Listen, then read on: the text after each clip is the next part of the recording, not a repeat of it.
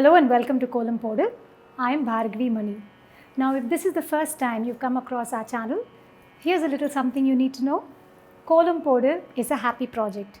It aims at reviving and demystifying this wonderful tradition, which is more than just floor art. As part of our Festival Kolam series, we're exploring the month of Adi to understand and appreciate this month a lot better. So, please join us in the quest. But before we get into the main content, I would quickly urge you to subscribe to our channel and press the bell icon for regular updates.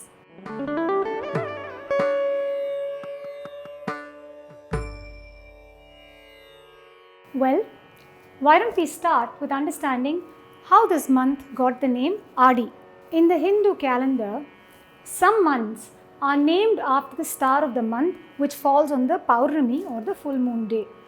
Now, in this month of Adi, the star that falls on the full moon day is referred to as Ashada. So in Sanskrit, it's referred to as Ashada, and in Tamil, it's referred to as Adi. Ashada is also commonly referred to as Ashada. Now the belief in Tamil Nadu is, during the month of Adi, goddess Parvati or Shakti, she manifests in the form of Pachayamman. She is also referred to as Kanniyamman. The form Pachayamman is believed to bring peace and harmony to the world, and Kanniyamman, Kanni meaning unmarried. She is the Amman who is responsible to make sure young maidens find their prospective and their perfect partners. So when I started researching about Adi, I did not want to restrict it only to our culture. So I started looking around. So here was something very interesting I stumbled upon. Most indigenous tribes, the god associated with food and fertility is a feminine energy. For example, Ukimochi is the Shinto goddess of rice in Japan. In the Indonesian belt, the goddess is referred to as Dewi Sri or Sri Devi, and she is the goddess of both rice and fertility. The Romans referred to the goddess of feasting at food as Edesia. Hathor was the Egyptian goddess who was considered the mother of food or the bringer of food. Ixcacao is the name of the Mayan goddess who represents both fertility and food. The Inca tribes referred to Mother Earth as Pachamama. Pachamama, Pachayamman, there is an interesting link there, which we will cover in the following episodes. So one common factor in all of this was that the god of each tribe for food and fertility was feminine energy. Traditionally, it is believed in our culture that rice that we eat, which is our staple food, is actually the product of Ambal's tears. The manifestation of Ambal, who is the provider of rice, is referred to as Annapurani or Shakambari. It is believed that during drought, she saw how the people were suffering and shed a tear, and that tear became our rice. An interesting parallel to draw would be the faith behind the phrase manna from heaven. Now, manna from heaven is normally used to describe when somebody gets help unexpectedly and it is like a blessing in disguise. In the ancient Greek and Latin sources, they believed that manna was referred to as perspiration from the sky or saliva of the stars. Well, do we take it literally or is there a meaning to it? Apparently, the meaning is it is food for the spiritual soul. Now, is that how we're supposed to interpret it in our culture also? It made me wonder, which made me start looking into understanding what is rice a symbol of. Rice in the Indian culture is an auspicious symbol. It is a symbol of happiness and prosperity, living and sustenance. To cook rice in one's dream, they believe is a sign that there is no scarcity and your life is full of abundance and happiness. Which brings us to the concept of our culture's Annadanam. Now, Annadanam in our culture is a very, very important principle and something that our culture asks us to follow. Annam is food and Danam is to give, contribute or donate. Now, Annam with regards to this specifically means rice. Now, why are we discussing rice? And why are we discussing Annadanam? Let's explore.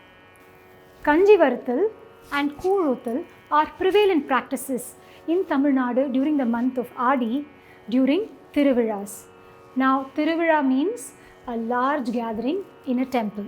So, I always wondered, why was this so prevalent during this time? Well, clearly our ancestors have thought about it. Socially, this was the month people will start falling sick because of the monsoon setting in and the epidemics in the air. When you serve people kanji or kool, it strengthens the body.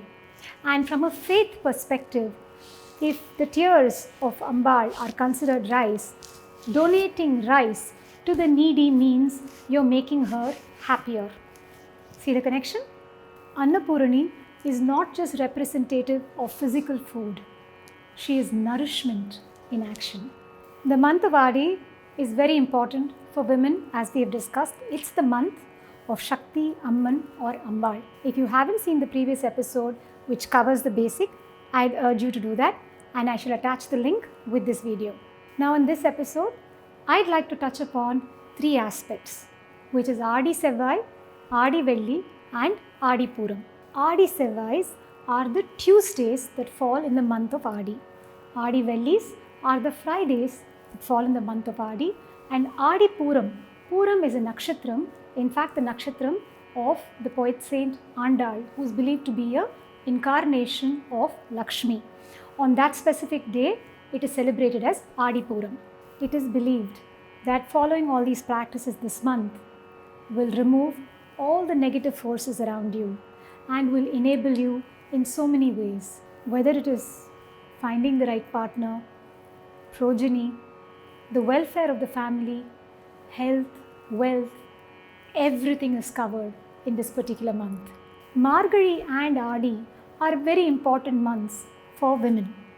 It's during these months that girls are encouraged to go and pray for their welfare, welfare of their family, society, etc. And it is believed if they have single-minded prayer, it will come true.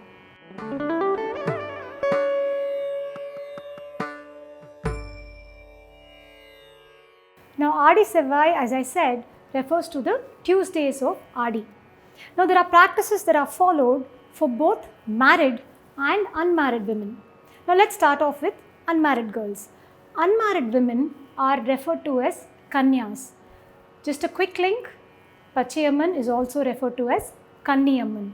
So, she has a lot to do with marriage as well. So, here's something I heard about which used to be practiced in the Tirunelveli district. Apparently, young unmarried girls would be encouraged to go and bathe in the river banks of Tamarabarani river, and they would smear turmeric, they would wear a lot of flowers, they would dance the Kolatam, or popularly referred to as the Dandiya now, and they would go and visit the Ambal temple. Once they do that, they will come back home for their meals. And families used to believe that these girls were the Kanya or the Kanniyamman herself who is visiting them and will sit them down and serve them like they are serving the goddess. Adicchevvai Thedikkuli, Aracha Manjalai Poosikkuli, Arayada Manjalai Yenakkutha, Todutha Poovai Nee Vechukko, Todukkada Poovai Yenakkutha, Madappara Manjalai Nee Arai, Kovil Kolathula Kulichiva. This used to be the endearing song which girls used to sing with each other, apparently back in the days. Now, another tradition that is practiced is referred to as Ovai Nombu. Now, Ovai Nombu is supposedly a Nombu that saint poet Avvaiyar put together for a young girl. So, it's a very beautiful story.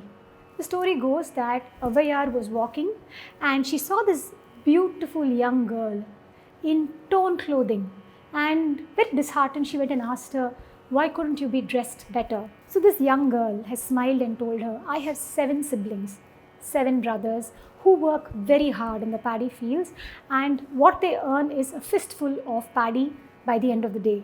By the time I pound this and feed all our stomachs, there is nothing more left, and I wouldn't want to be a burden on my brothers. I keep mending my clothes, but somehow these clothes have now gone beyond repair. Hearing how grateful this girl was and her love and respect for the effort her brothers were putting in, Avvaiyar decided to give her this Nombu. Now, interesting aspects of this Nombu is this Nombu is practiced in absolute secrecy. Men are not supposed to know what happens in this Nombu. The second aspect to it is women are expected to stay up through the night while they are practicing this Nombu. Now, the third aspect is no salt is added to the food that is prepared for the Ambal or for the consumption of the people who are participating in this Nombu.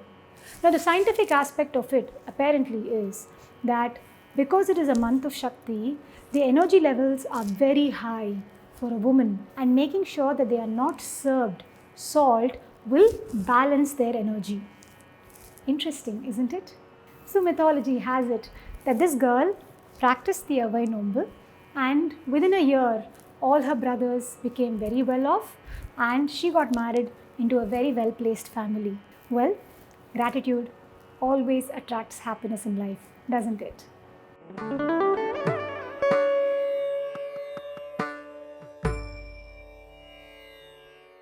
Adivelli are the Fridays that fall in the month of Adi. Typically 4, this year we have 5 Fridays. There are 2 schools of thought with regards to what each of these Fridays represent. One school of thought is entire month, every Friday, anyway it is for Shakti, so you have to go and serve her in different forms. The other school of thought believes that the first Friday is for the goddess of wealth, second Friday the goddess of intelligence, third Friday the goddess of courage and health, fourth Friday the goddess of relationship, and fifth Friday the goddess of overall prosperity. Kuladeva Varipadu is given a lot of importance during this month. Kuladevam basically refers to the deity which protects one's ancestry. Some believe that the first Friday is for Kuladeva Varipadu, and some believe that every Friday is. So one is encouraged to go with their family and visit their Kuladevam during this month. Now, what is Adi Puram?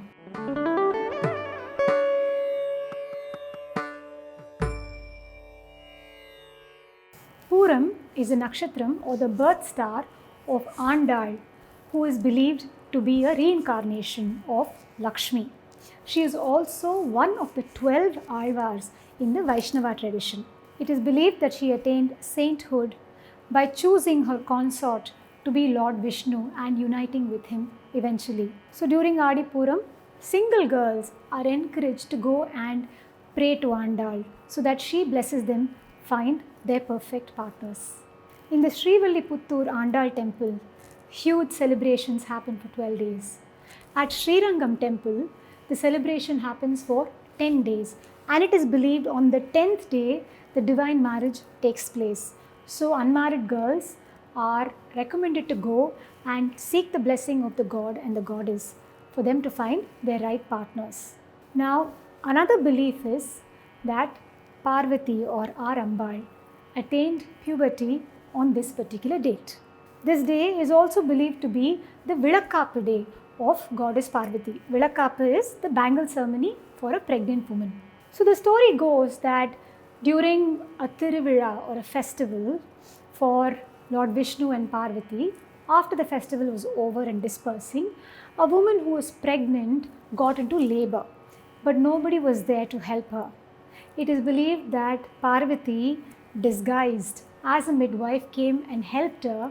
However, this girl found out and realized it was Parvati there for her. She promised that that particular day will be celebrated as the Vilakkapu day moving forward. So on this particular day, in all Shakti, Amman and Ambal temples, glass bangles in different forms and colors are offered to the goddess. It is normally given to all the women who go to the temple. They believe that wearing these bangles will not only ward off negative forces and evil spirits, they also believe couples will be blessed with a progeny and unmarried girls will find their right partners. Our Ambal is also referred to as Garbharakshambika, doesn't she? Ultimately, faith is an experiential reality. Well, in the next episode, I'd like to be talking about the story and the belief systems behind Pachayamman. If you liked this content, kindly be generous and press the like button and leave us a comment because feedback is always useful. Also, please share this with whoever you think might find it useful. We have presence in various social media platforms. Here are the details. However, I am most active on Instagram and YouTube only. So if you want to reach out to me, you can either leave a comment in the YouTube channel or send me a message on Instagram. I'm always just one message away. Before we sign off, I'll quickly remind you, if you haven't done already, to subscribe to our channel and press the bell icon for regular updates. Life is beautiful if we choose for it to be. So until the next time, Kolam Pode.